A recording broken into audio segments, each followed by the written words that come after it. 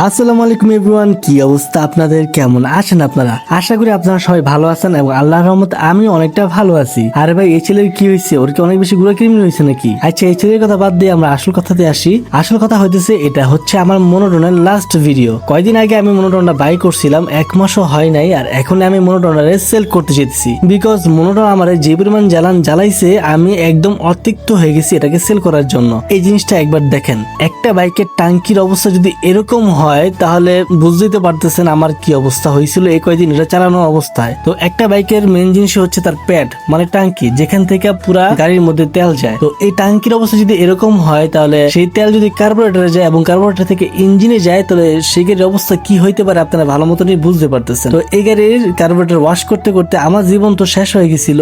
আর যদি বলা যায়, এই গাড়িটা আমি নিছিলাম হচ্ছে এই অবস্থায়, আর এটাকে মডিফাই করে দেখেন আমি কি বানায় ফেলছিলাম। তো এত মডিফাই করেও কোনো লাভ হইলো না, কোনো কাজই হইলো না। এখন আমাকে এই মনোটন এই বীজটাকে সেল করা লাগতেছে একদমই অল্প দামে। কিছু করার নাই, সবই হইতেছে আমার পুরা কপাল এবং পুরা ভাগ্য।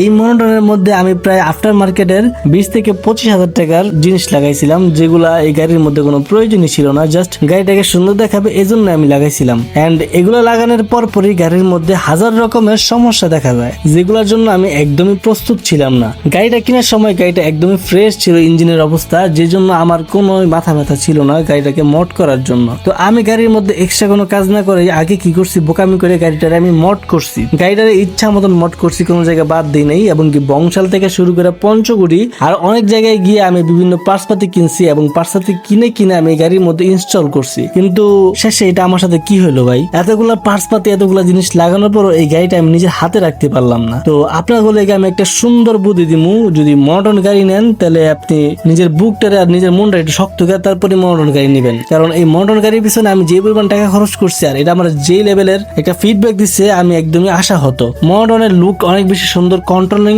অনেক বেশি ভালো, কিন্তু এর কার্বোরেটরের অবস্থা, টাঙ্কির অবস্থা একদমই বাজে। আর এছাড়াও আমার সামনে বেশ কয়েকদিন যাবত এত ফালতু এত খারাপ অবস্থা অ্যাক্সিডেন্ট হইতেছিল একদম চোখের সামনে, যে বাইকে আমার চালিয়ে মন চাইতেছিল না। আর সেখানে মডার্নের মধ্যে এরকম সমস্যা দিয়েছিল যে হঠাৎ করে স্টার্ট বন্ধ হয়ে যায়, চ্যানেল লাইন পাইতেছে না। তার থেকে বড় সমস্যা হচ্ছে মিটারের লাইন পাইতেছিল না, মানে মিটার লাইন পাইতেছিল কিন্তু সেন্সরে কাজ করতেছিল না, কোন রকমের স্পিড দেখাইতেছিল না। তো এই জন্যই আমি জানাই দিলাম মডার্নের টাটা বাই বাই। মনে একদম বুকের মধ্যে পাথর রেখা আমি মডার্নের সেল করে দিলাম, এবং যার কাছ থেকে বাইকটা কিনছিলাম তার কাছে আমি বাইকটা সেল করি।